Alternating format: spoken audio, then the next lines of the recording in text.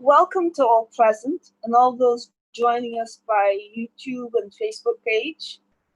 I'm Alessandra Cummins, the chairperson of the editorial board of the International Journal of Intangible Heritage and its editor-in-chief. On behalf of the editorial board, it's my pleasure to welcome you to this special launch webinar for volume 15 of this journal. We now invite you to listen to a special message from Sung-Young Yoon, publisher of the International Journal of Intangible Heritage and Director General of the NFMK, who gives this special welcome address to formally launch Volume 15 of the IJIH.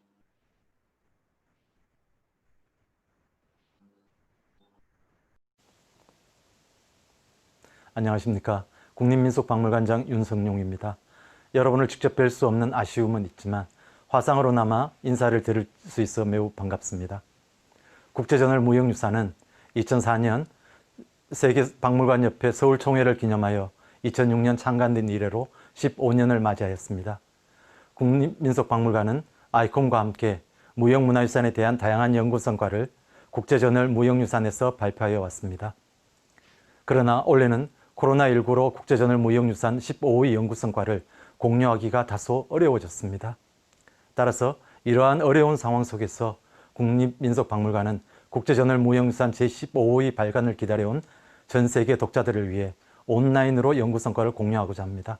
시간과 공간이라는 물리적 한계를 뛰어넘어 오늘 화상토론회와 국제저널 누리집에서 무형유산 제15호를 공개합니다. 지난 15년 동안 이 학술지를 아껴온 많은 사람들과 함께 새로 발간된 제15호를 접할 수 있기를 기대합니다. 마지막으로 화상토론회를 제안해 주신 편집위원장 알리산드라 커민스를 비롯하여 언제나 애써주시는 편집위원 여러분, 그리고 화상토론회를 마련한 우리 관 담당자들께 감사의 인사를 드립니다.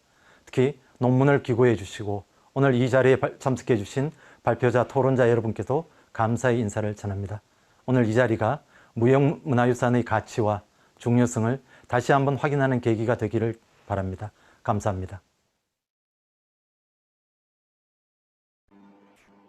Kamsahamnida, and I want to take this opportunity to personally and professionally thank the Director General Yoon, who immediately approved and supported this initiative to take the launch of this volume into the virtual realm.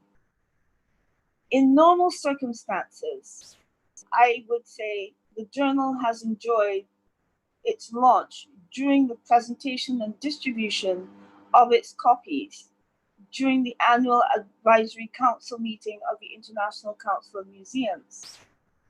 The Director General has now declared that Volume 15 joins its fellow journals online and is available as of now for free download at its website.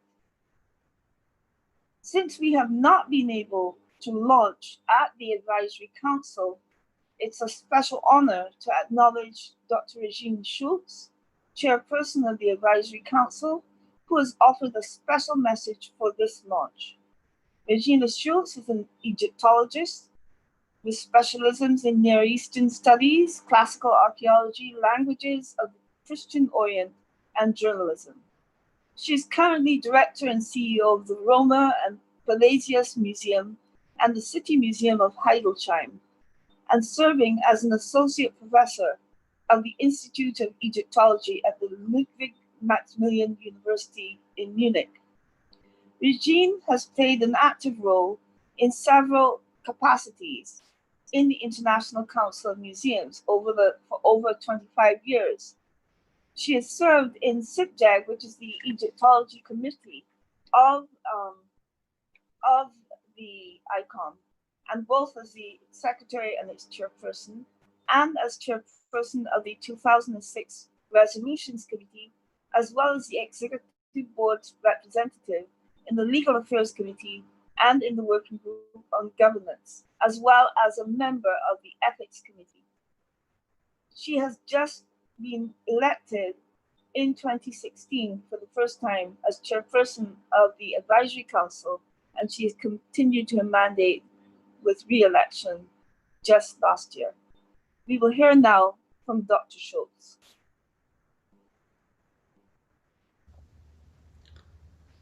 Dear colleagues, ladies and gentlemen, dear Alessandra, dear Inkyung, dear Kidong Bay, it's a pleasure to be with you for this webinar and to have the chance to welcome all participants. As chairperson of the Advisory Council of ICOM, I have to give my compliments to the editors and authors of the International Journal of Intangible Heritage, that it was possible, despite all the difficulties we have in the moment, to finish and to publish the 15th volume. Congratulations. This is particularly important at present because the corona crisis is not only life-threatening for many people around the world, and we have bad news nearly every day. It will also have, as a follow-up, an impact on the preservation of tangible and intangible heritage. We now know that in many countries, not all museums, not all cultural institutions will have the chance to reopen, and that the protection and preservation of material and immaterial cultural heritage will not be easy. In addition, we can see a growing danger in many countries towards intangible heritage for different reasons. Not only through armed conflicts, but also through lack of understanding and respect to one another, but also a lack of resources and political disinterests in many countries, particularly towards minorities. Therefore, academic and professional interest in topics related to intangible heritage are more important than ever. Because of the pandemic situation, it is not possible to launch the new volume this year at our annual July meeting in ICOM in Paris. And I think it will be a shame for all of us that we can't meet in person. We will have only very short virtual meetings of the national and international committees, of the Advisory Council and the General Assembly. Each of these meetings can only be an hour because of different time zones of all the participants. Nonetheless, the journal is so important for us that we have planned to have a very short presentation at the meeting of the national committees on July 22nd. Thank you, Kidong Bay, that you try to convince Alessandra Cummins to give a short report during this meeting. And Alessandra, we count on you that you're with us and will do this at the 22nd. I remember very well when we started to discuss how to protect, to learn about and to present intangible heritage at the General Conference of ICOM in Melbourne in 1998. And then the first discussions about a journal on this matter during the 20th General Conference of ICOM in Seoul. And how excited we were when in 2006 the first volume was published and we had it in our hand. Without the hard work of our friends from ICOM KOREA and particularly of your great engagement, dear Alessandra, as editor-in-chief, the importance and great success of this journal would not be possible. Personally, I'm always looking forward to the next volume. The articles are inspiring and there's always something new to learn, and we have a basis then to discuss with friends and colleagues. Now in this difficult actual situation, our friends from ICOM KOREA and the IJIH found an excellent way how to present the new volume in a 2 days webinar. We have to thank our colleagues of the National Folk Museum of Korea to be the host for this webinar. I wish all the participants a stimulating and exciting virtual meeting, and thank again the organizers.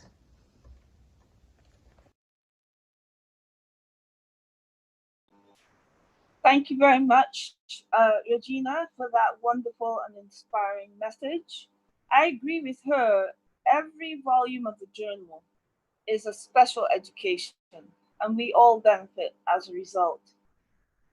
It's now my deep pleasure to welcome Patrick Boylan, the founding editor of the International Journal of Intangible Heritage, who played a special role in bringing this journal to life, both in advising on its establishment and development, and then serving as the founding editor, the first editor of the journal.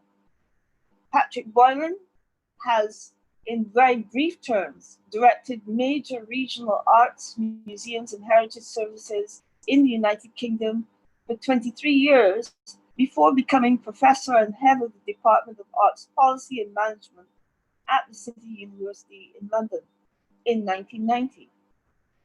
He retired in 2004 with the title of Professor Emeritus of Heritage Policy and Management.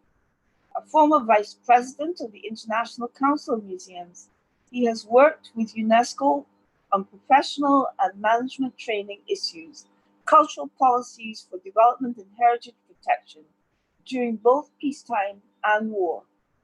Patrick has served this journal well as its inaugural editor and envisioned and helped design the journal from its inception. Patrick, it's my special pleasure to invite you to give your key message.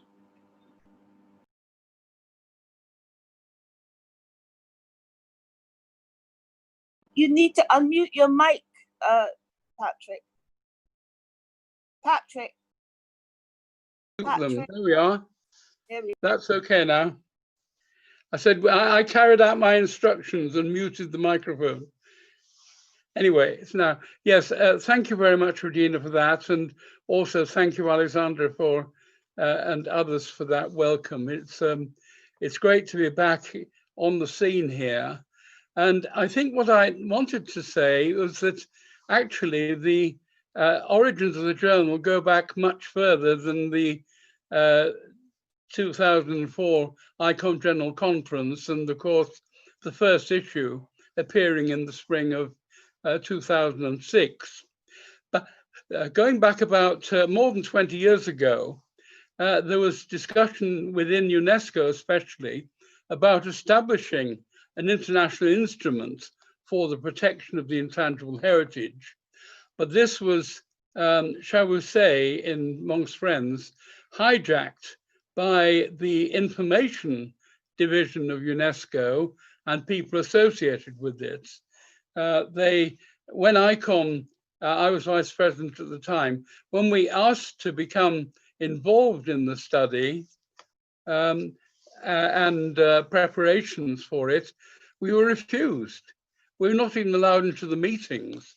I remember there was a conference going on in the basement of the Mealy's building of UNESCO in the next room to us, and we weren't allowed to go into it. But it was argued that the tangible heritage was nothing to do with the intangible heritage. Fortunately, well, two things. One is that the executive of UNESCO, of ICOM, refused to accept this. And secondly, of course, we had the wonderful opportunity to come to Seoul for the 2004 General Conference. And our colleagues in Korea were determined that the major theme of this should be the intangible heritage, and really tell us what Korea and some of the other countries nearby, particularly Japan, China, and Taiwan, were doing within this field. So we had that extraordinarily successful conference at which we, I think, turned the direction of ICOM into this much broader field certainly was a major issue, almost like the, well, not as controversial as the current argument about redefinition of museums, but it was for many traditionalists in ICOM, extending into the intangible heritage was something very new and which they were quite worried about. Towards the end of the General Conference, of course, our Korean hosts announced that the government was prepared to support for 3 years an international journal on the intangible heritage, which would be run in cooperation with ICOM through the National Folk Museum. And from that point on, we got involved in preparing this. I think that what ICOM has done is to broaden very much the ideas, the concepts of what constitutes the intangible heritage. If I make just one particular example, I was fortunate to have an invitation to have a spell as a visiting professor at the University of Rio de Janeiro shortly after my retirement from full-time university work. And there I saw the most interesting work that was being done by the university's astronomy department and in the Astronomical Museum, in which they had looked at the whole of the world and brought together information about all the different views of how the Earth came into being, the whole of different creation myths, and so on, and put this together in a fascinating exhibition. And when I got back to England, the first thing I did was to say, look, this is a field that the whole question of cosmology, about the development of belief systems, going back to 2000 BC or earlier, right through to different present day views. This is something which is a central part of intangible heritage, which links to other aspects of tradition and belief systems and so on. And colleagues there put together a paper for the journal, which broadened that area, that field out. Also, we've seen a big increase in interest in traditional practice and traditional foods and so on. In fact, if we look at the current list, there seem to be rather more things about different aspects of traditional food and so on. The Mediterranean diet grabs something like 20 countries across the center of North Africa, Europe, and Asia. So, and this again is something which is, we've seen the idea of intangible heritage broadening and broadening and broadening there. And I think the journal has in fact played an important part in that. We had to start off completely from scratch, and I do pay tribute to the staff and the designers of the museum in starting off with something I think was first time they'd tried to do anything on that scale in English rather than Korean. And we did manage to put this together. And in fact, it's interesting to see that 15 years on, the basic concepts and the design, presentation, even a rather strange typeface, which I couldn't understand, that turned out to have been specially designed for putting notices on railway platforms in Germany in 1908, and which happened to be I think the one English language script that the printer had.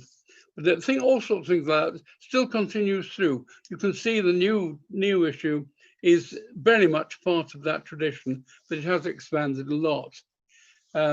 Finally, I would like to pay tribute to my successors. I edited it for 3 years, and then Amar Gala, and of course now Alexandra Cummings has been gone long beyond the what she ever expected she was going to be landed with. It's one of those things, if you're so good, Alexandra, you will never be able to get out of it unless you end up in the graveyard or something. You're there for life, unfortunately. I did manage to get out, but the one person I do want to mention, who joined the journal for just 2 or 3 days to help me with sorting out the English. I mean, I think the first issue had contributions from people with 11 native languages. And my wife, Pam, Dr. Pam Inder, got to work on this and helped out with her using her expertise, which she'd had used in university and so on text editing. And 15 issues later, she's still there. She's never managed to escape from that. And in fact, only about less than 2 weeks ago, she was still doing proofreading and so on of the final version and frequent consultation with Alexandra and back. So I think that that's another person whose name shouldn't be forgotten in the history of this. But I'm absolutely delighted, first of all, that ICOM managed to get involved in intangible heritage. Secondly, that the journal was established at all. And thirdly, that it has been such an enormous and very success and influence through the past 15 years. And I trust it's going to live even longer than I am. Thank you very much indeed, everybody.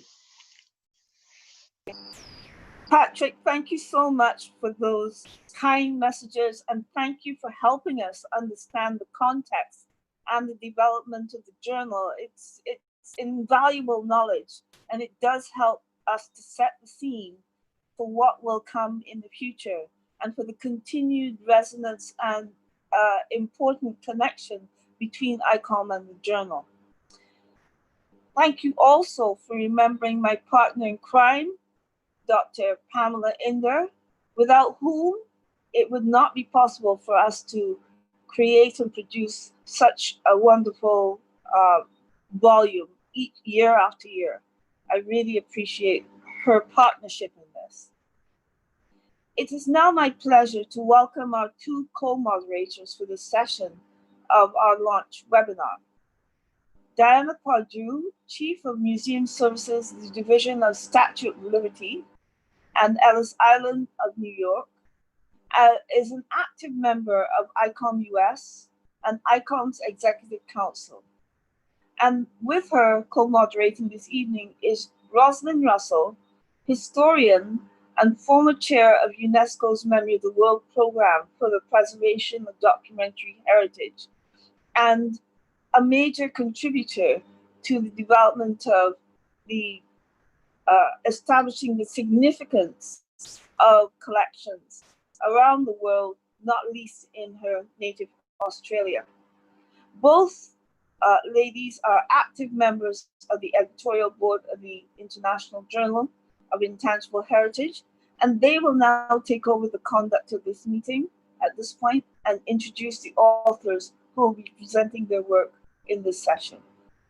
Diana and Rosalind, it's over to you.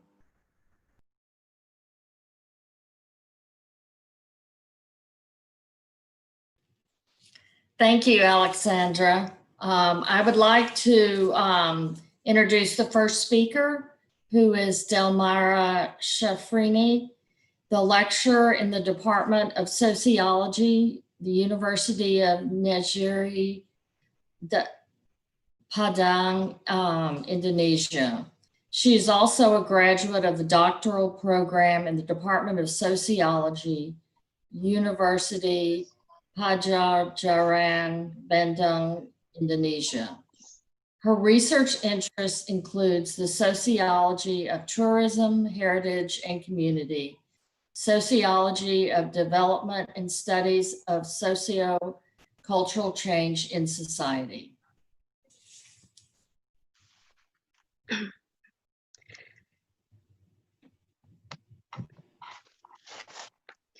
Good morning, everyone. Nice to meet you all in this great webinar. First of all, we would like to thank you very much to the International Journal of Intangible Heritage, Editor-in-Chief, Editor Board, Reviewer, Publication Secretariat, in the National Folk Museum of Korea, who have given us valuable opportunity to participate in this webinar and publish our paper in the International Journal of Intangible Heritage. On this precious occasion, allow us to present our paper entitled Reconstructing Collective Memory, Coal Mining Heritage Museum in Sawah Lunto, Indonesia.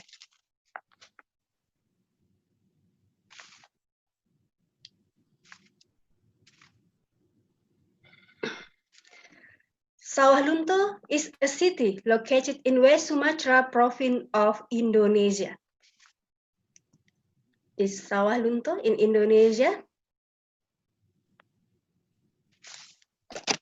Sawah Lunto has unique history. It was formed, grew, and developed because of its coal mining activity in the late 19th century. But in 2001, the coal mining industry was closed. At the time, Sawah Lunto tried to become a ghost town. At present, Sawah Lunto is transforming into a mining heritage tourism city in Indonesia. This is Sawah Lunto transformation from agricultural village, meaning town in Dutch colonialism era, and then decline trade to be a ghost town, and now to be cultural heritage tourism town in Indonesia. However, the demise of the coal mining industry in Sawah Lunto not only left behind old building and damaged environment, but also a longer history of mining activity, including the story of the miner who worked during the Dutch colonialism period. Currently, this mining history and the miner stories have been captured and reserved in 3 mining museums, namely the Gudang Ransom Museum, the Whole Mine Site Museum Basuro, and Sawah Lunto Railway Museum. The purpose and the methodology. The purpose of this study paper is to explain how the heritage and history of mining has been preserved and constructed as community knowledge through the 3 museums established following the demise of coal mining in Sawah Lunto. We applied a qualitative method and collect data through observation, in-depth interview, analysis, secondary data. Gudang Ransom Museum. Gudang Ransom Museum was established to preserve the various cooking utensils that had been used by the coal mine company since the day of Dutch colonialism. The museum was built out of the former public kitchen of coal mining company. As its name implies, this museum displays a variety of cooking utensils used to make meal for the 6,000 coal mining employees and workers, starting with the pots for cooking rice, cauldron, steam stove, and other utensils used for processing food. You can look. This is the public kitchen in colonial Dutch colonial era, and this is the museum, the Gudang Ransom Museum now. Visitors are invited to observe how various utensils were used to cook meals for the miner, as well as the type of meal served and the story behind typical mining activity in the day of Dutch colonialism. Apart from cooking utensils, the museum also has other kitchen utensils such as spoon, pans, and plates. And then the Whole Mine Site Museum Basuro. The Whole Mine Site Museum Basuro is built on the former site of the Lac coal digging tunnel Dutch colonialism. The museum tells the story of the struggle experienced by the coal miner who worked with their lag chain, known as people in chain, in the form of stories, capture, miniature, photograph, and video. People in chains is the ancestor of Sawalunto community and is related to the socio-cultural life of Sawalunto community today. This is the capture of people in chains. There is an ancestor of Sawalunto today. Sawalunto Railway Museum. Sawalunto Railway Museum was established to represent the heyday of mining in the past, considering the importance of this train station for Sawalunto. The government of Sawalunto decided the history of railway transportation and activity in a museum. This museum has since become a place to reminisce nostalgically about the history of coal transportation. The Railway Museum educates visitors about coal transportation, starting with the original equipment used, the track, and detail the hard struggle, exploitation, and loss of life experience in constructing the railway. Various media displayed in this museum include photo, miniature, stories, and video featured in the life of the miner. Currently, the Sawalunto local community have also opened their home as place for visitors to stay and even relearn various traditions, art, and skills that were starting to disappear from the memories of the current generation. Various performance days in front of the museum to introduce the various performances once put by the miner to entertain Dutch officials in the past. In Sawalunto, the mining museum is not only a place to store collection, but also a way of reminding themselves of the life of their ancestors. The preservation of coal mining heritage touch museum in Sawalunto serve various functions. In addition to preserve their heritage from the threat of extinction, it's also enable the community to remember and take pride in their collective memories of this history of life and activity of their ancestors. The variety of mining heritage display in the museum shape the knowledge of visitors about the struggle experienced by the ancestors of the community of Sawalunto in building a coal mine during the Dutch colonial period. The formation of collective memory in the community of Sawalunto as a result of its reintroduced history and identity has strengthened fading memory into nostalgia, what will be remembered by successful generations. Museums that preserve memory of the past allow for the formation of new collective memory. Currently, the old coal mining city of Sawalunto to be dubbed a national cultural heritage site in Indonesia. The old coal mining city of Sawalunto was declared a UNESCO World Heritage Site in July 2019 in Azerbaijan. Thank you so much. Terima kasih.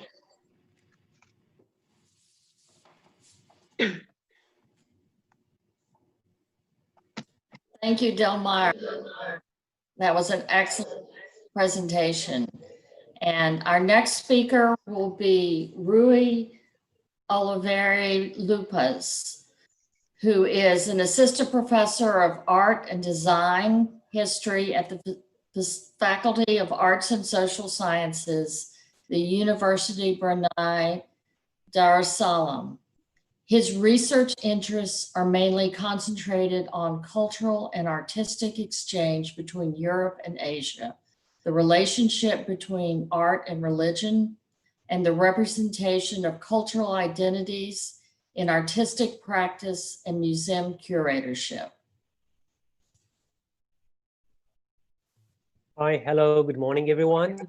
I would like to thank Alessandra for all the great work that she did to not only to edit this volume, but also to set up this online meeting and give us the opportunity to present our research.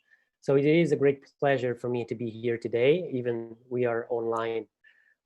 So my research, basically, I'm going to share my screen now and show you my, all right, I think that everyone can see my slides. Well, basically, my research concerns to the safeguarding of intangible cultural heritage in Brunei Darussalam. It presents a case study as a result of research collaboration with the International Research Center for ICH in the Asia-Pacific region that took place between 2016 and 2018, which aimed to conduct a literature survey of research on ICH in the Asia-Pacific region, comprising 31 countries in one region in the Asia-Pacific. So I was assigned the task to conduct this literature survey on ICH in Brunei, which was a very challenging task, but at the same time, very, very interesting work to do, as intangible cultural heritage is a very, very interesting subject, specifically in Borneo, regarding a wide range of cultural identities and ethnic identities. In first place, I think it would be relevant to present a little bit about, give a little bit of background regarding Brunei. Brunei is Islamic Sultanate that is located in the north of Borneo, bordering the East Malaysian state of Sarawak, and is basically a very small country that has a long-standing Islamic monarchy in rule that is guided by this national concept or philosophy of Islamic Malay monarchy, which is basically a standard guideline that combines Islam as a state religion that is led by a Malay monarchy that is long-standing. When we see this map, we see this country is a very small country that is divided in 4 districts, with the capital in Brunei Muara, in Bandar Seri Begawan, right here in this region. And then we have the state of Temburong, the district of Temburong, that is split and separated from the whole country. But recently there was a new bridge that was open and connected the country once again. When we assess the population, which is very important to have a background in terms of its demographics and of course of its ethnic and cultural identities, we understand that there are 7 main ethnic groups that are institutionally recognized in the country, that are listed on the left in this slide. We have a small population of 460,000 people, and with its vast majority being the Brunei Malay, which are again, the majority are of Islam religion. Beside these ethnic groups that are institutionally recognized, there are other ethnic groups and other cultural identities that are prominent in the country, which are the Chinese, the Iban, and a considerable number of expatriates from Western countries, as well as other countries in South Asia and in Asia. When we assess its cultural diversity and ethnic identity, we assess and we recognize very, very easily that Islam is probably one of the most distinctive elements of cultural identity, either tangible or intangible, as well as a very, very strong religious identity that is also complemented with this very, very strong national identity and the national pride among the vast majority of citizens, that even especially today, we celebrate the 74th anniversary of His Majesty's birthday. So today is a very, very special day, and we can consider this celebration as a great expression of ICH in Brunei. And then we also have a very diverse cultural and ethnic identity that is revealed and materialized through this craftsmanship that we can see in several museums across the country. And even when we assess and look into contemporary artistic practice, we see that there's a strong connection between young artists and even different artists to their with their cultural inheritance and their cultural traditions that is very widely reflected in their artistic practice. When we look into these expressions of ICH in Brunei, we may see that there is a huge diversity among these different ethnic groups, and also in terms of cultural as well as religious identity. Here we have some examples with one of the most important celebrations that happen annually in the country, which is the Hari Raya. It's an Islamic tradition and celebration after the month of Ramadan. Everyone gathers to demonstrate hospitality and generosity. And so there are all over the place in private homes as well as in offices and any place there will be these gatherings that not only invites the Muslims, because this is Islamic tradition, but is very welcoming to any other person, despite of their religion, despite of their ethnic identity. Everyone celebrates together and joins these celebrations. Then, of course, the markets are very important, that we see an example on the left where we can source a lot of information about traditional medicine, the utilization of plants from the forest that are harvested and distilled in practice for this traditional medicine and so on. Then we have a wide range of different ethnic groups that we already saw in that list, that they have different expressions such as traditional dances, celebrations or customs in terms of receptions. Then here on the bottom left, we have example of two-tone wedding that is very characteristic for this tradition or practice of washing their feet. And then here on the bottom right, we see a performance that takes place during a harvest festival. That is a celebration that is common across different ethnic groups. They happen more or less during what we would call the summer, the month of July and August. And well, they have different characteristics depending on their different ethnic groups.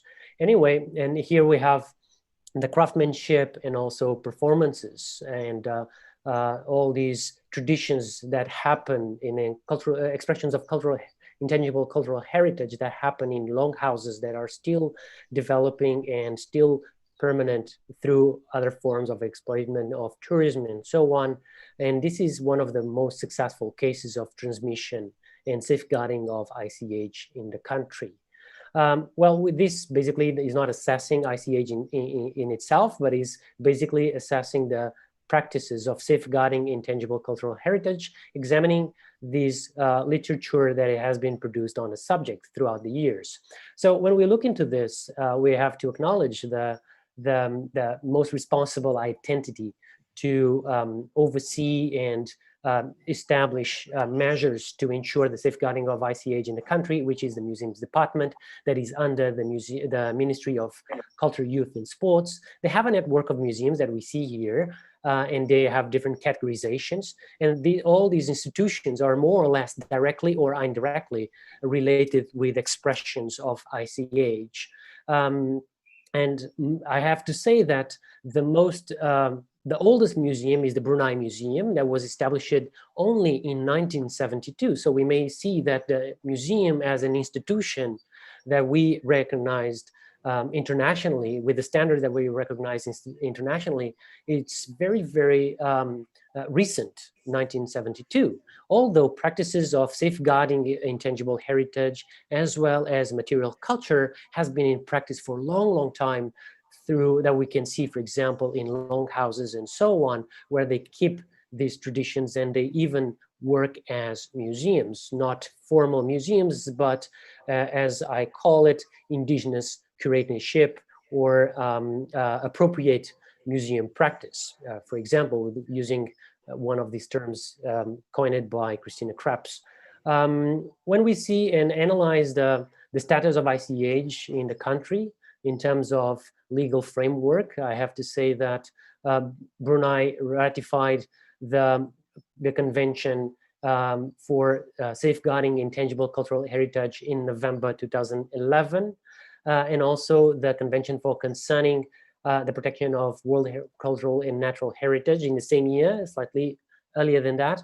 But well, there are some laws in the country that regulate cultural heritage in the country, but none of these laws actually specifically tackle any issues related with ICH in the country. And even when we look into world and natural cultural heritage, there are some laws in practice, and they are published and they are reinforced. But after the ratification of these conventions, none of these laws actually changed. They already existed before, so they were not adjusted or adapted according with these specifically conventions, and that was something that can be improved. So what are basically the results of this literature survey? And this is basically one of the highlights of this paper that the audience and anyone interested in this subject can go download the journal, read all the papers, and get information, detailed information about this analysis.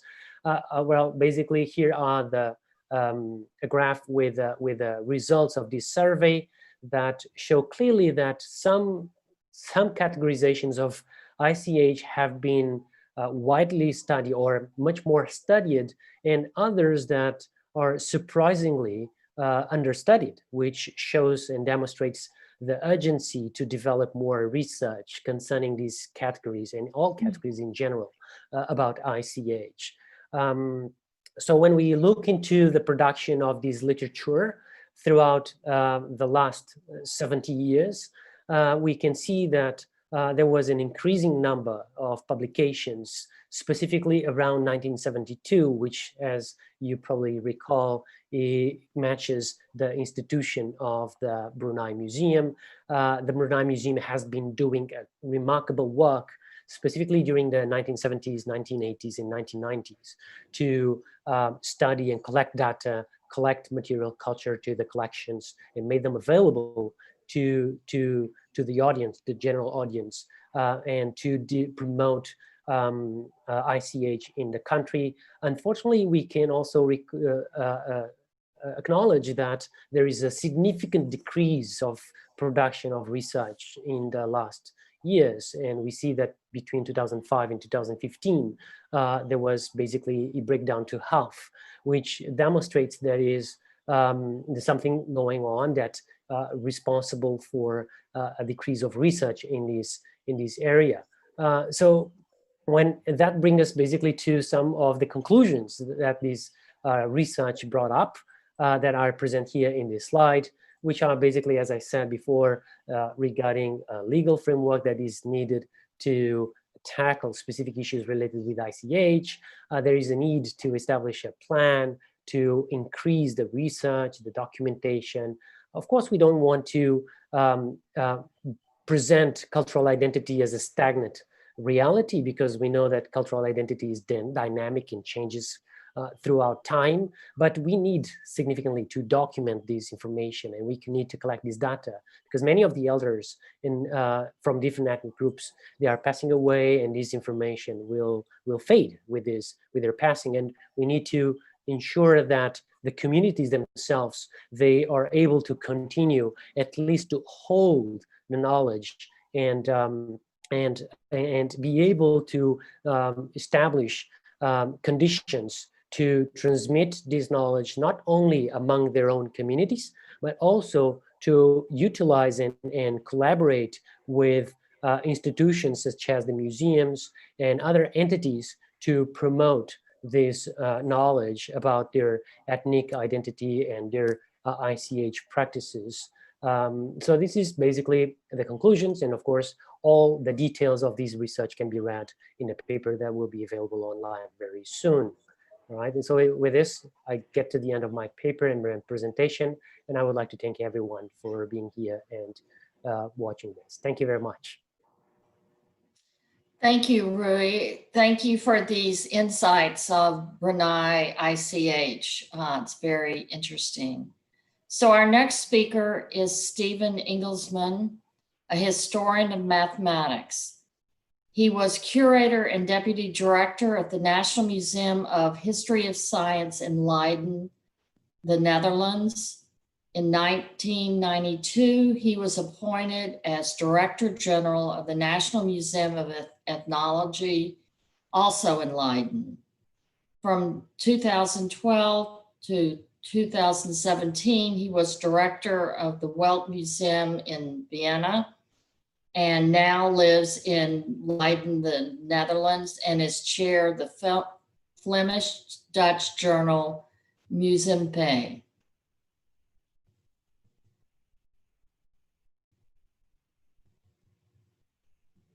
Good morning, afternoon, evening, or night to all of you from wherever around the globe you are participating in this digital launch of Volume 15 of our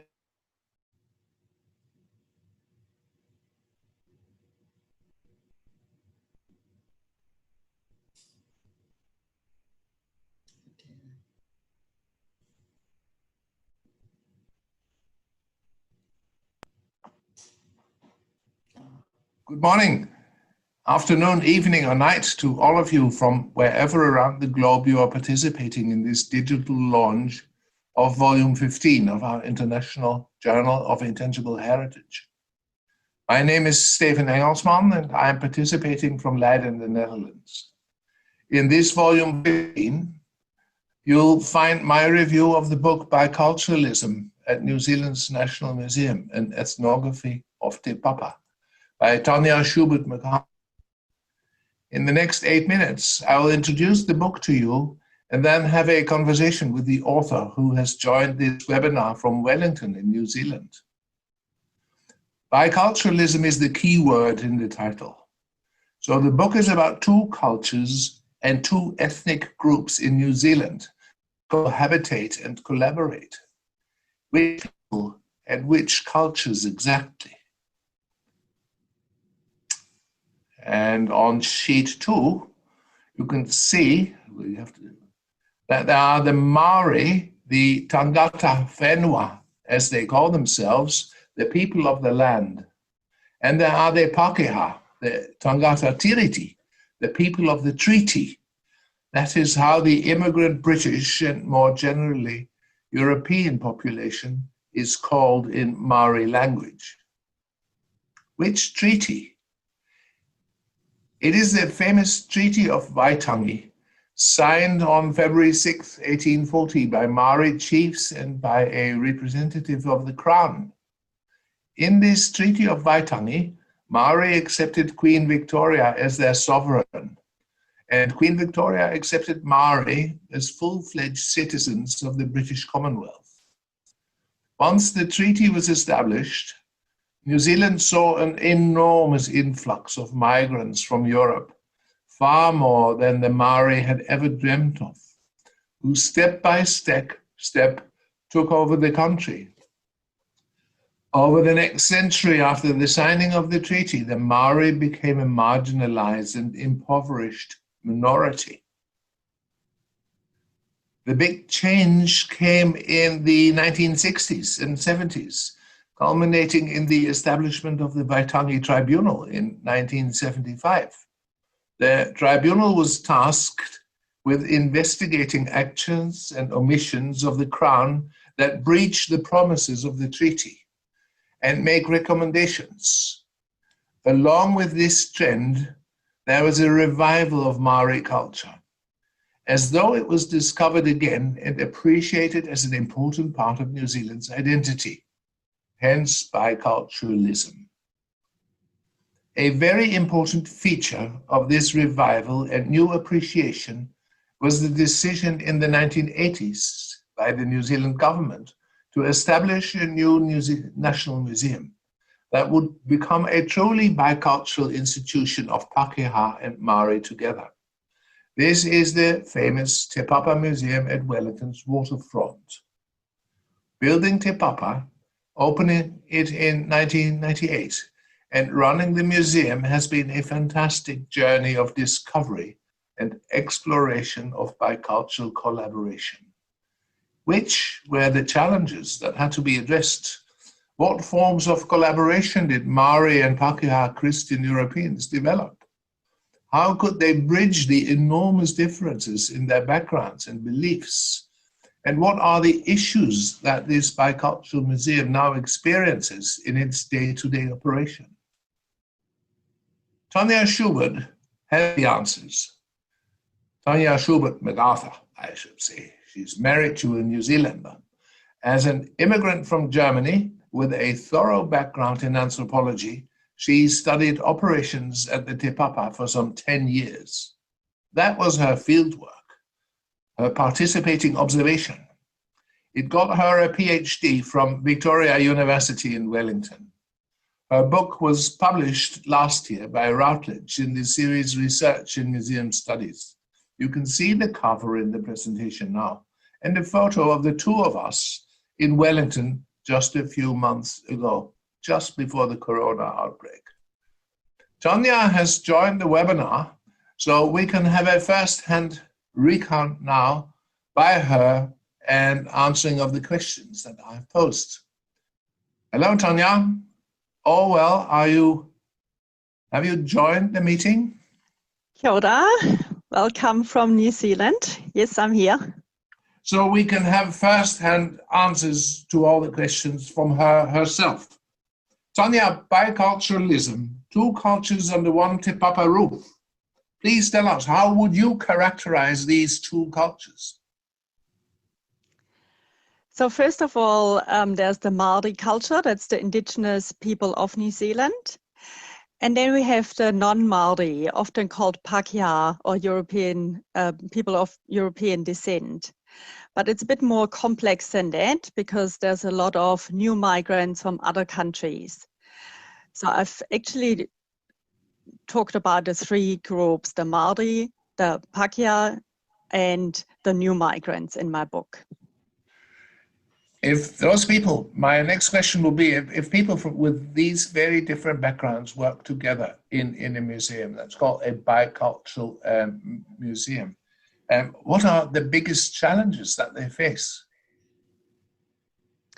Some of the biggest challenges I've seen in the Māori collection room. So some of the protocols are tiered to Māori beliefs, and some of them are around how you handle the objects. So it might be that for a Māori conservator, it's okay to hold an object, to embrace it, and to weep over it. Whereas for a non-Māori conservator, it's gloves and preserving the object for future generations. So you want to avoid any damage whatsoever. But in Māori culture, the belief is that those objects are animated and they not only need looking after in a physical way, but also in a spiritual way. So the weeping, for example, can enhance how you handle an object, and it is the right thing to do for Māori. So that means there's negotiation always about the approach that is permissible. Yes, that's correct. And it often needs some explanation. Yeah. Can you tell us, summarize, what are the main conclusions of your 10-year research into Te Papa's functioning? So what I've found is that even though it needs to be written into the policies and the system of how Te Papa works, biculturalism is also carried by people. And it's very important that staff, especially coming new to the job, are trained appropriately. So Te Papa is, for example, offering Māori language classes and so-called waiata classes where staff members learn to sing Māori songs to support welcome ceremonies. And that is very beneficial for all staff members to participate and learn more about Māori culture. So it's a learning opportunity for all staff. Wow. But also I see Te Papa as a contact zone for people coming together within the spaces of Te Papa. And on the contact zone that is Te Papa, there are different stages. So I've almost found a parallel universe of the Western business-driven model on the one side and the Māori often ritualized behaviors on the other side. And I think Te Papa is really fortunate in that way, having a Māori meeting house that enables people to use it as a Māori place and enact biculturalism there. Thanks very much. I think our time is up. It's extremely interesting, the lessons that you've learned there. And I really recommend to all participants of the webinar, if you're interested in a really great experiment in bicultural operation of a museum, read Tanya Schubert's book. Thank you very much. Thank you. Kia ora.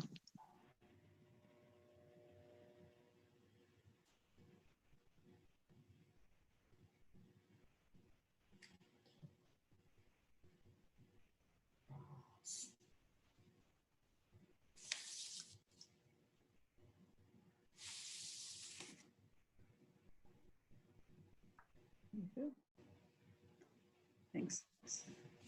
Thank you for that, and for the preceding papers as well, and thank you to Diana for moderating the first part of the session. I'd like to introduce a paper by Klaus Staubermann. Klaus Staubermann is a Chief Executive Officer of ICOM Germany and was previously a Principal Curator of Science and Technology at the National Museums of Scotland in Edinburgh. He is an Honorary Fellow of the University of Edinburgh, a visiting scholar at the University of Gothenburg, and a guest professor at the University of Bangalore. His paper is Reconstructing the Past when Intangible Heritage Meets Scientific Practice.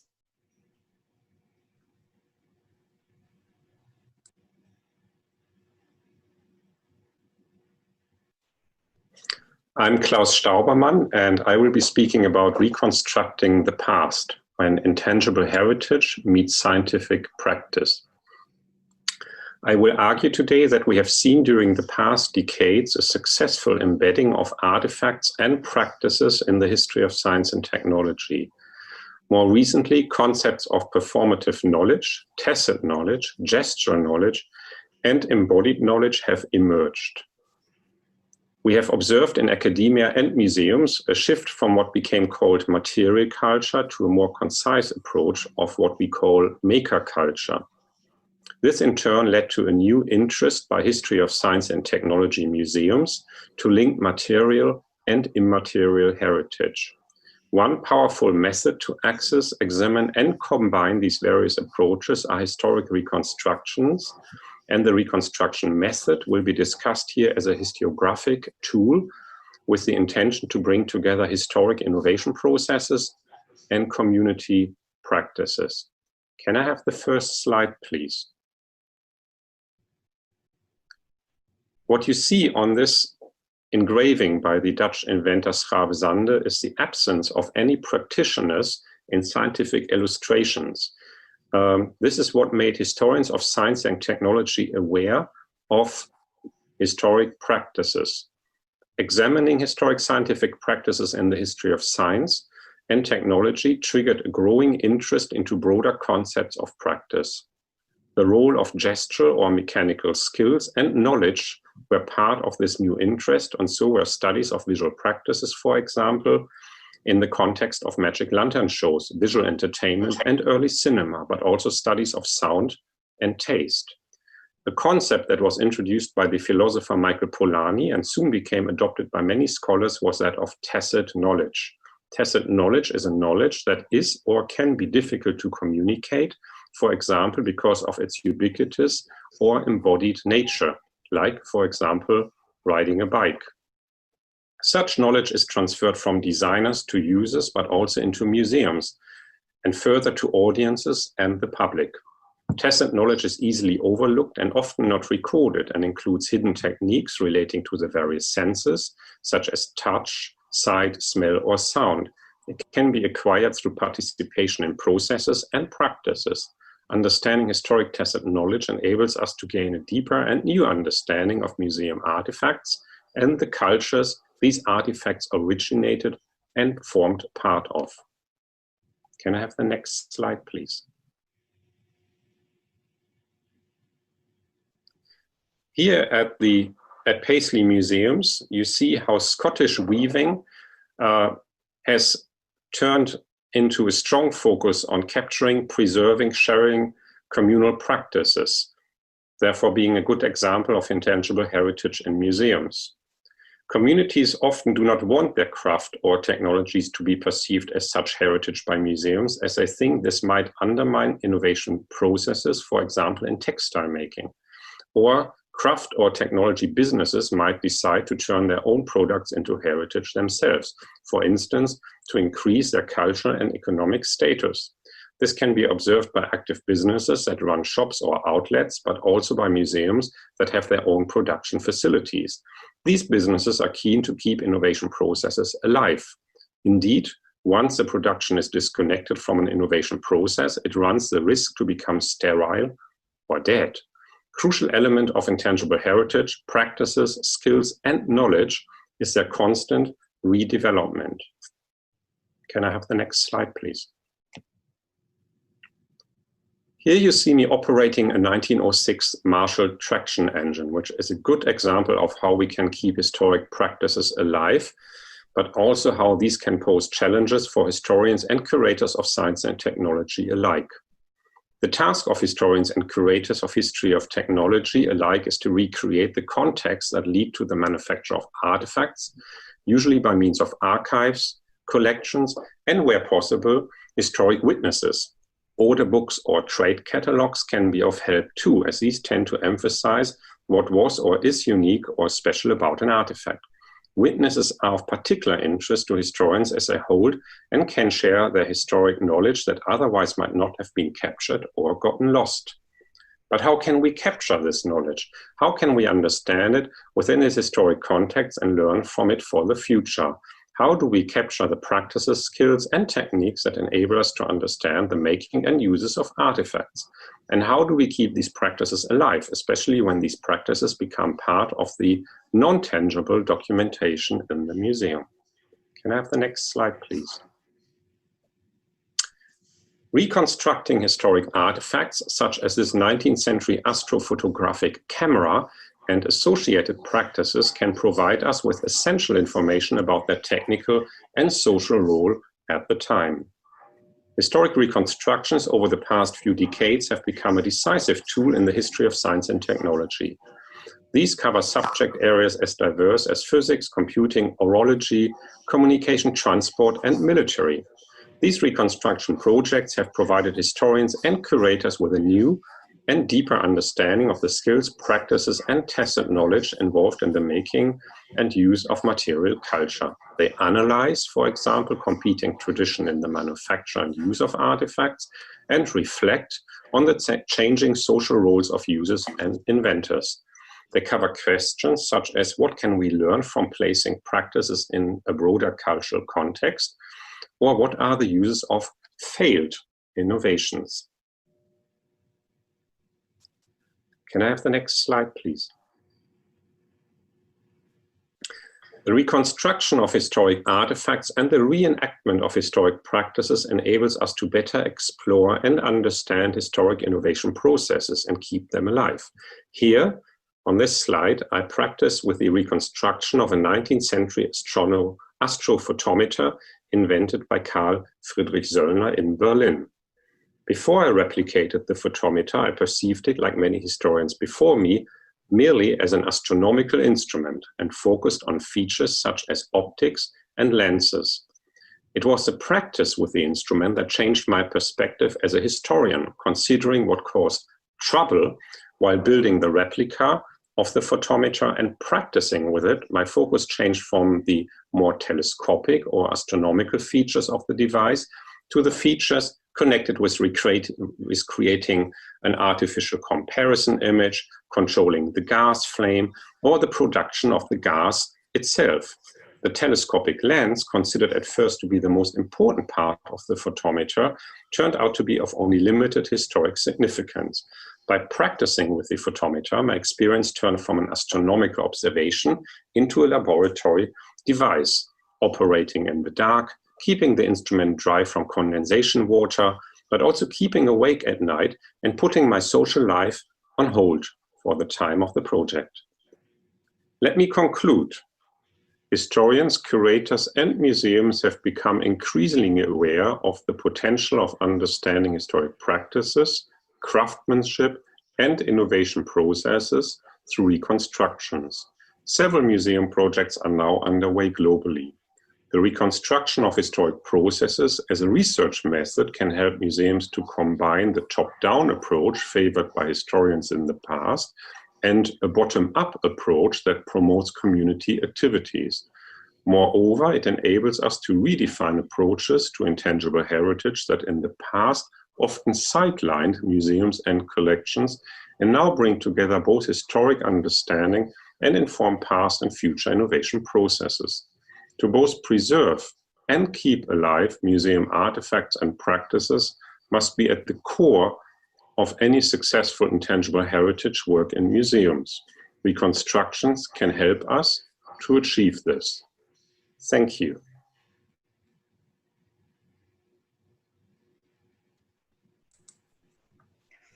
Thank you for that most informative and interesting paper. The next speaker is Evdokia Sakharidis. She works at Intangible Heritage Flanders in Belgium and is currently in charge of the administrative management of this non-government organisation. She has also coordinated the International Intangible Cultural Heritage and Museums Project, IMP, which was part funded by the Creative Europe program of the European Union. She will discuss this paper she co-authored with Jorin Neyring and Evelyn Segers at the interface between living heritage and museum practice, dialogical encounters, and the making of a third space in safeguarding heritage. Thank you. Well, thank you for the opportunity to participate to this webinar. Also on behalf of the co-authors, Evelyn Segers and Jorin Neyring.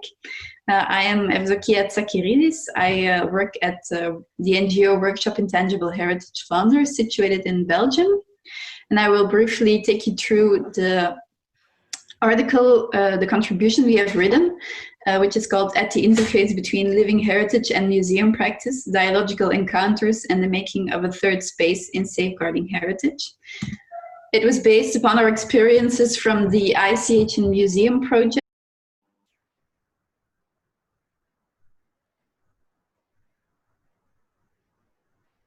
First of all, thank you for the opportunity to participate to this webinar. Also on behalf of the co-authors, Evelyn Segers and Jorin Neyring. I am Evdokia Sakharidis. I work at the NGO Workshop Intangible Heritage Flanders, situated in Belgium.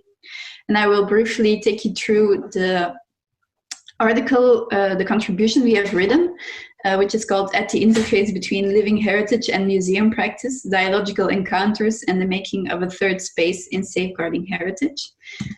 It was based upon our experiences from the ICH and Museum project, in which we collaborated with 5 NGOs in Europe, and which was funded by the Creative Europe program of the European Union and the Flemish government. We were supported by the ICH NGO Forum, ICOM International, and the Network of European Museum or MEET. One of the guiding principles behind the project was the UNESCO 2003 Convention, which has, generally speaking, shifted the focus away from solely preserving built heritage, objects, monuments, towards also safeguarding skills, expressions, and the knowledge of people. The participation and active involvement of these communities, groups, and individuals, such as its ever-changing nature, are visualized here in this image. These characteristics have been adopted as a reference framework in which all actions and events, outcomes, and outputs of the project would be conceived. The context in which we worked was that of European museum practice and policy. And in our article, we present to readers with a brief overview of some of its central features. In a very generalizing manner, we could say that the core functions of museums could be summarized still as acquiring and conserving, scientific research, and communicating and exhibiting collections of artifacts that are in their care. But today, several additional tasks are laid in the hands of museums, from playing a role with regard to social functions, well-being, education, etc. And more recently, attention of museums is also being drawn towards hot and sensible topics, such as restitution and decolonization of collections, in response to current questions and expectations in society. At the onset of the project, we distinguished some formal incentives for museums to engage with ICH and its practitioners. From the very ICOM definition of museums that includes a reference to intangible heritage, and the Code of Ethics that includes the 2003 Convention as international legislation that needs to be taken into account, to the UNESCO operational directives that foresee a role for museums, the overall results framework monitoring the global implementation and outcomes of the 2003 Convention, the 2015 UNESCO recommendation concerning the protection and promotion of museums and collections, their diversity and their role in society, with its inclusive, integrated perspective summing up all types of heritage equally and by repetition, to the increasing attention in Europe for social relevance of the ICH paradigm in museum practice and policy, important to the European scope of the project we developed. But we also identified barriers that at times make it difficult for museums to truly engage with this living heritage and its practitioners. Many museums take their collections as a starting point for their work, while in the context of intangible heritage, you might think of placing the process of safeguarding practices of intangible heritage first. Investigating different aspects of these existent approaches more profoundly was an integral aspect of the project. However, what is more, throughout the project, also the potential of a third approach came to the fore. The more dialogical process between museums and intangible heritage, not favoring one approach over the other, but looking for mutual reinforcement for the sake of heritage care. Next to understanding that both museums and ICH practices could benefit from integrating elements of respectively applied methodologies for heritage care, it is relevant in this context to understand some of the barriers that impede the immersion of safeguarding ICH into museum practice and policy. From the relative intangibility of intangible heritage to the confusion that sometimes still exists in relation to the phrase, to the participatory aspects of ICH safeguarding that are not always straightforward, to the immense amount of tasks that museums are expected to perform today. Throughout the outcome materials of IMP, which include a book, executive summaries, a toolkit, and a declaration, the project brought forward a methodology at the interface of ICH and museums. This intersection methodology balances out the preservation approach, which is commonly applied in museums, and the safeguarding approach used in relation to ICH.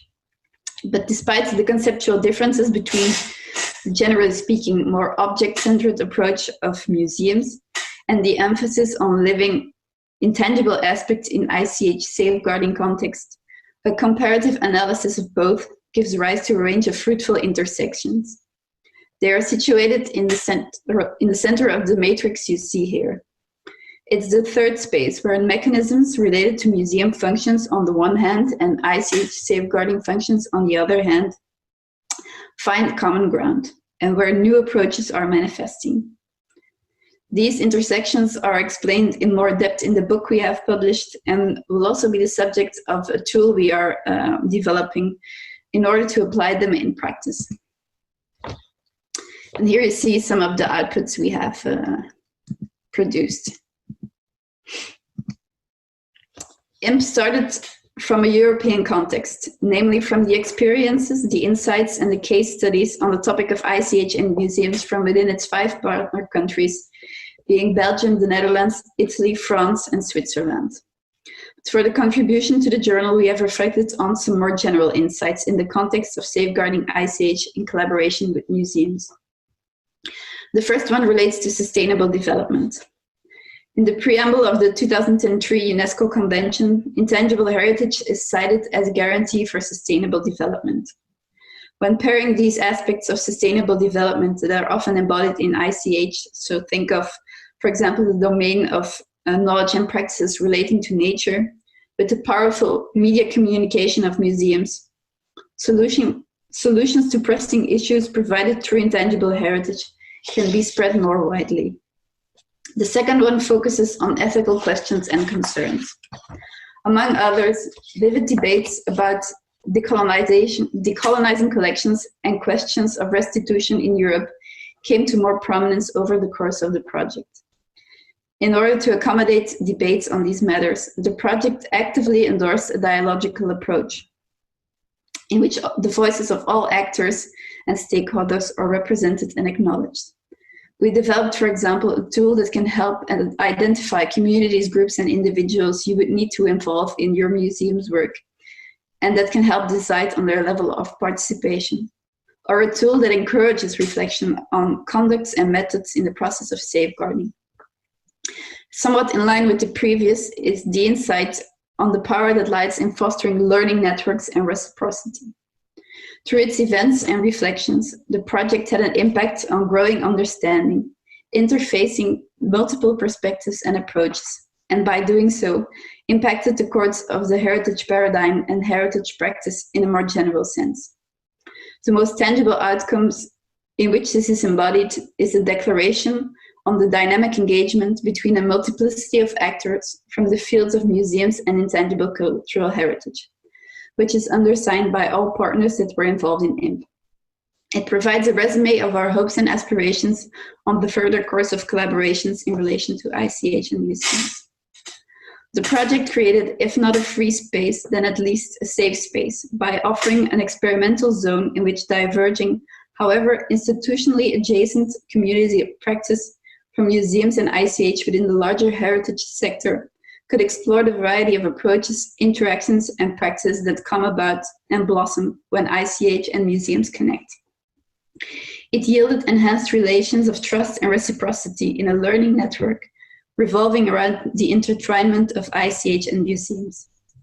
This shared journey and experience of cooperation, encounter, and exchange unlocked a so-called third space and forged new learning partnerships across traditional boundaries, reconfiguring the landscape cooperatively. We hope that through reading the article as a whole, in which much more detail is provided on everything I hinted upon here, and by browsing the project website, you will find inspiration and you're triggered to reflect on new possibilities in relation to safeguarding intangible heritage, together with its practitioners and museums. Thank you for your attention.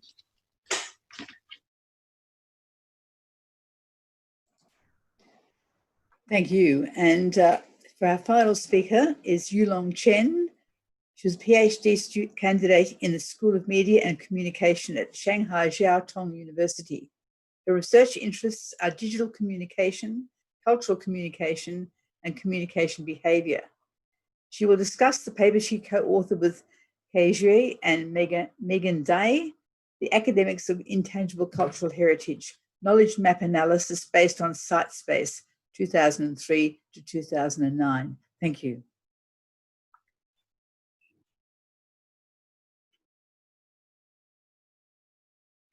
Thank you. Can you hear me? Yeah.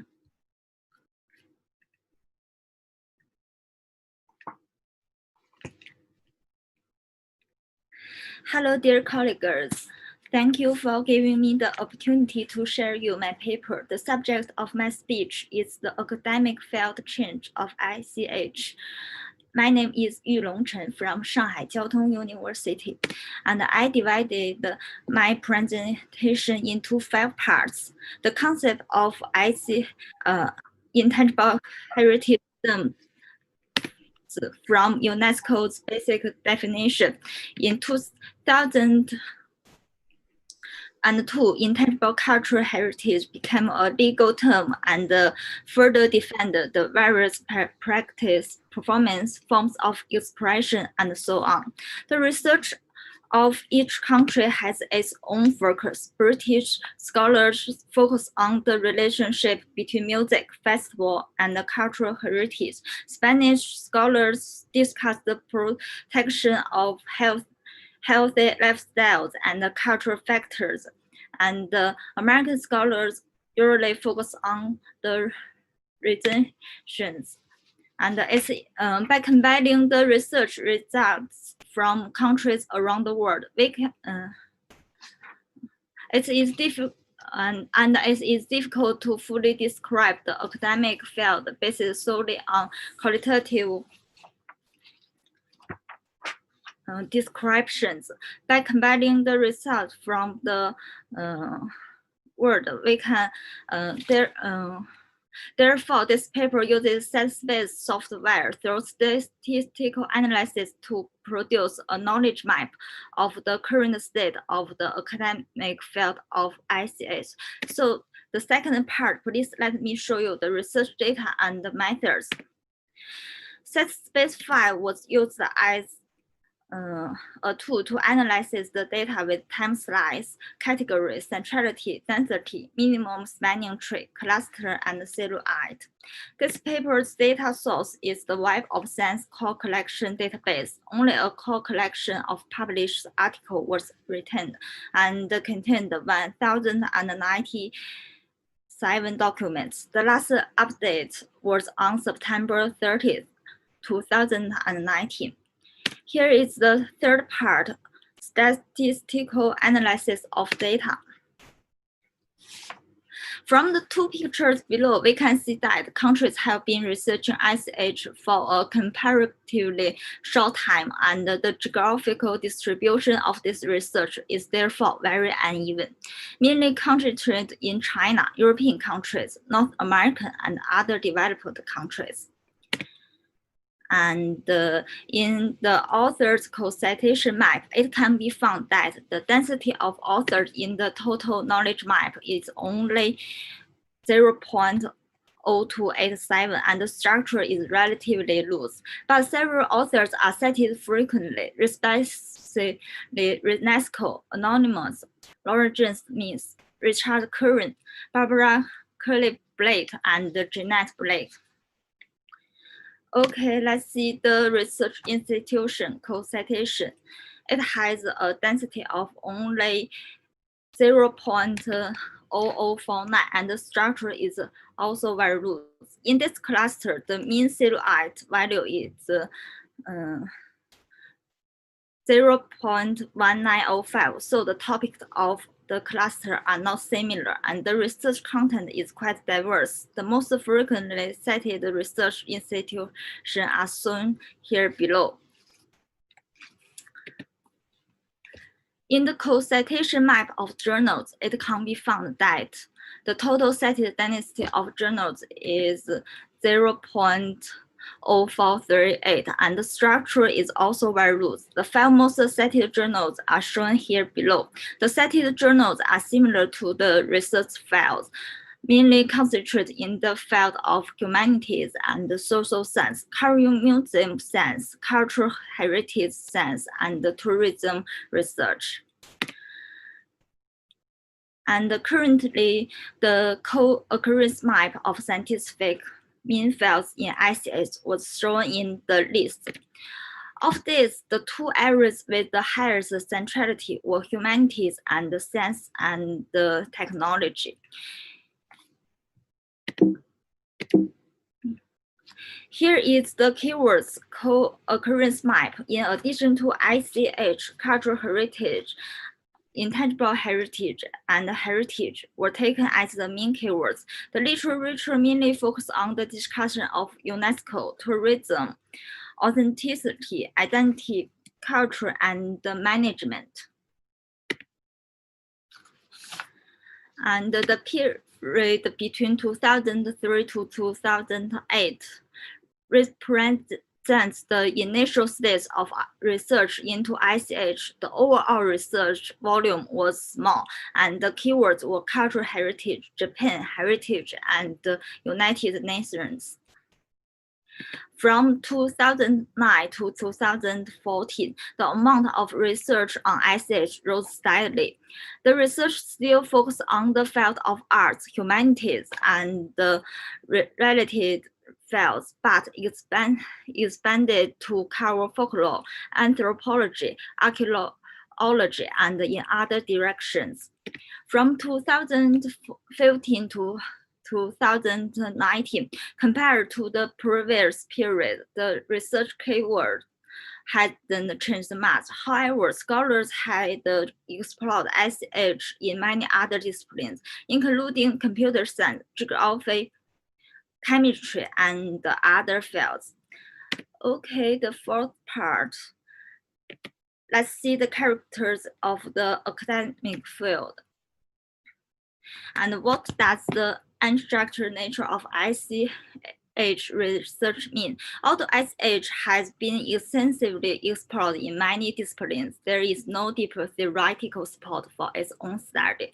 There is still a long way to go before the discipline of ICH became scientific and systematic. The second character is large differences in the digital exploration of different categories of ICH. Digital technology creates new opportunities for the safeguarding and application of ICH. In the field of computing, research on ICH mainly focuses on digital transmission and demonstration. Digitization also adds to scholars' exploration of such intangible elements in a unique way. Okay, next, let's see the trends in the academic field of ICH. First, interdisciplinary development and ICH education. Multidisciplinary and interdisciplinary links between ICH and computer science, environmental science, and material science are gradually being established, and interdisciplinary research between the arts and the science has become more prominent. Second, shared innovation in cross-cultural communication.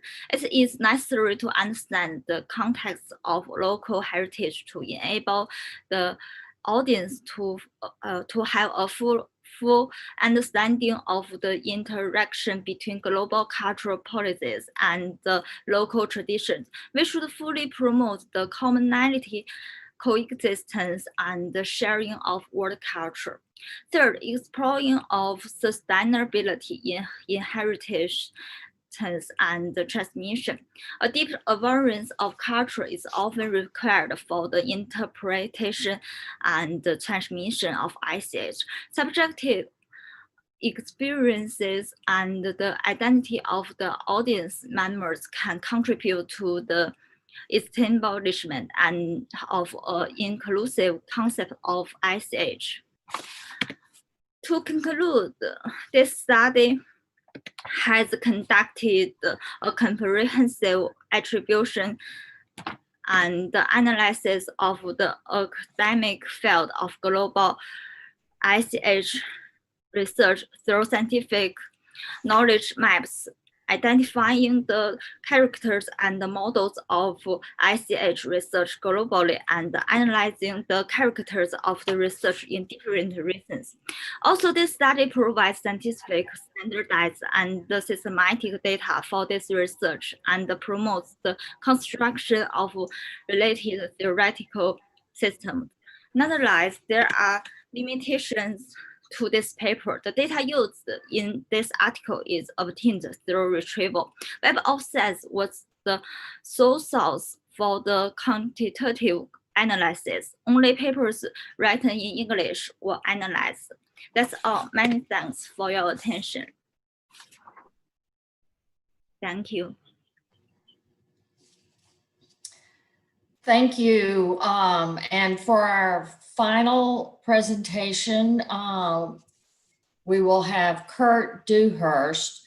He is the director of the Michigan State University Museum, as well as curator of folk life and cultural heritage and professor of English and museum studies.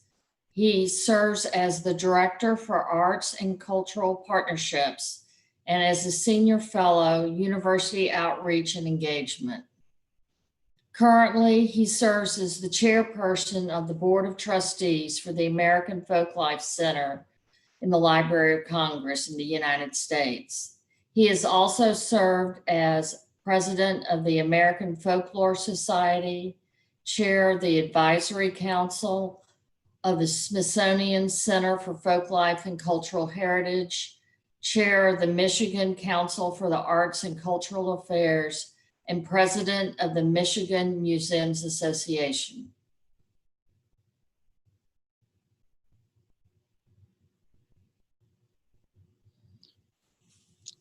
Well, I'm pleased to be with you today and to be able to share some thoughts about the Research Handbook on Contemporary Intangible Cultural Heritage Law and History that I had the opportunity to review for the journal. And I was really impressed with this volume. I think it's the kind of document that we need, these kinds of collected voices of multiple sectors, and in this case, the legal field and the heritage field.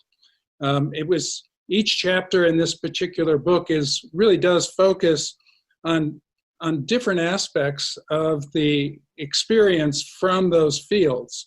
And of course, it's all framed around the 2003 Convention for Safeguarding of Intangible Cultural Heritage.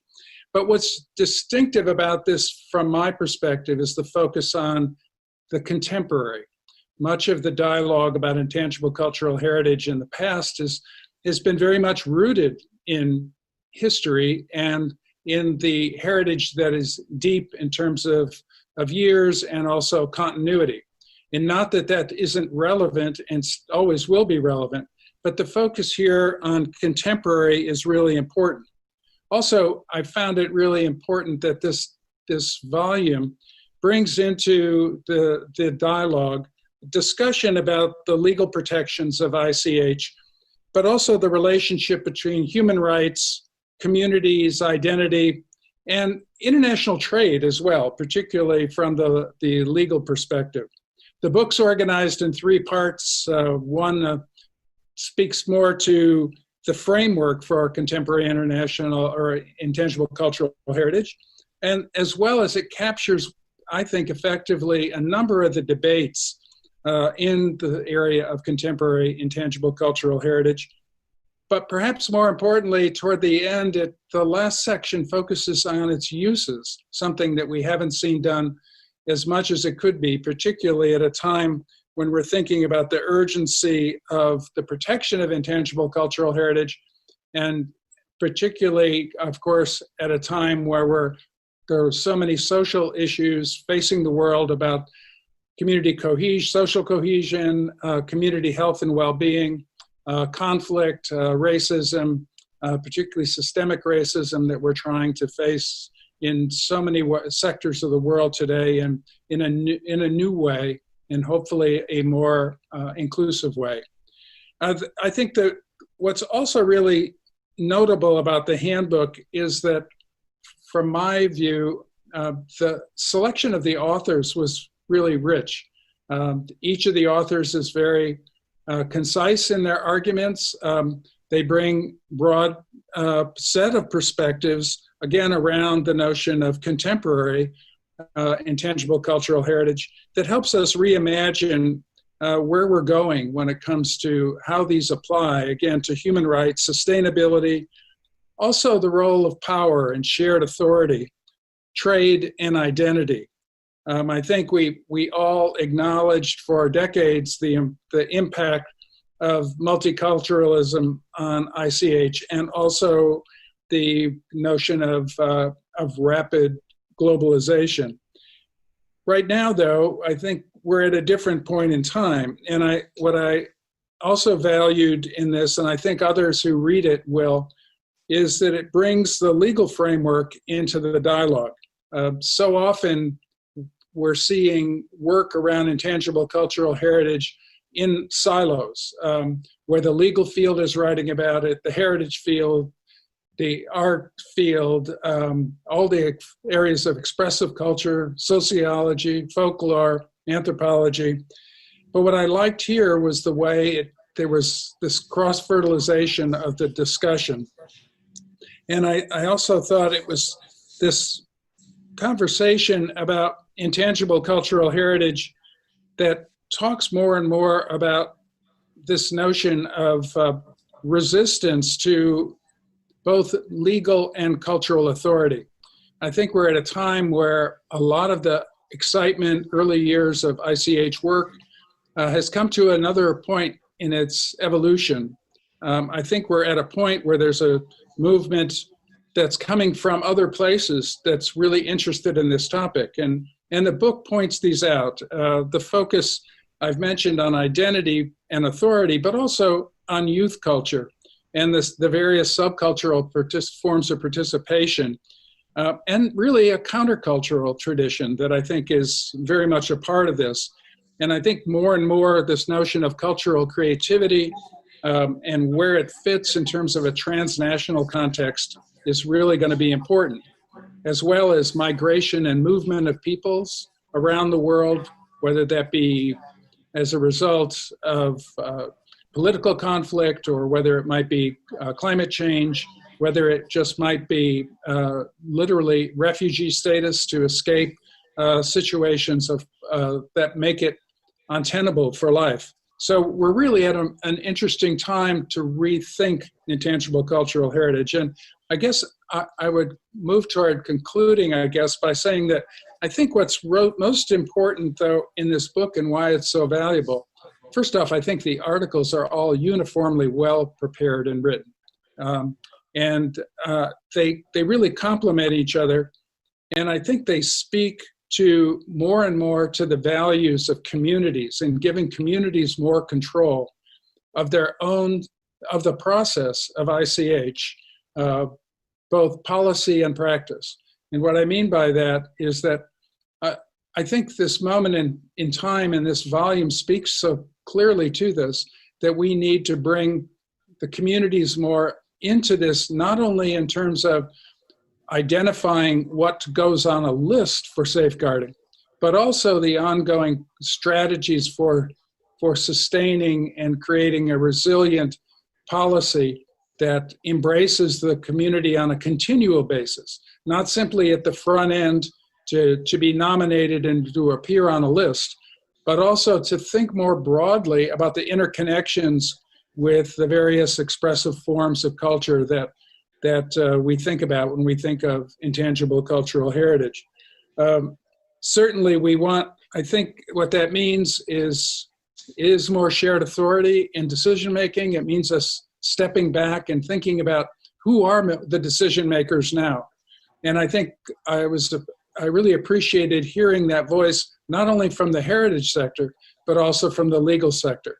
So, you know, I really think this book is a book that's a really critical book, I think, for the field, and I think it's going to find a wide audience. And in many ways, it's a model for the kinds of scholarship that we need to see in research handbooks, I think, in the future around contemporary intangible cultural heritage when we bring together multiple fields and perspectives. So I highly recommend the book, and I hope you all find it as important as I think it is. Thank you.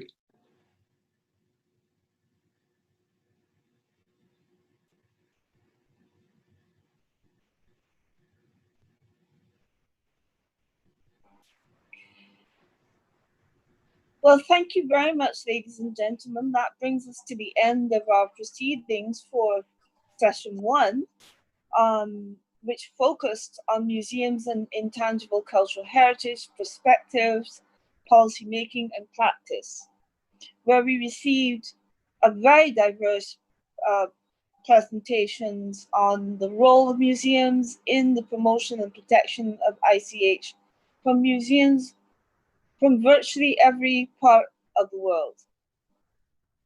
Thank you for your attention this evening and this morning in some locations. I want to signal that we do hope that you will join us for the second part of this launch webinar. Session 2 tomorrow will focus on identity and meaning, traditional knowledge, and traditional craftsmanship. Let me thank on your behalf all of the presenters and our co-moderators, and wish you well and see you and safe return tomorrow. Thank you for your attention and goodbye.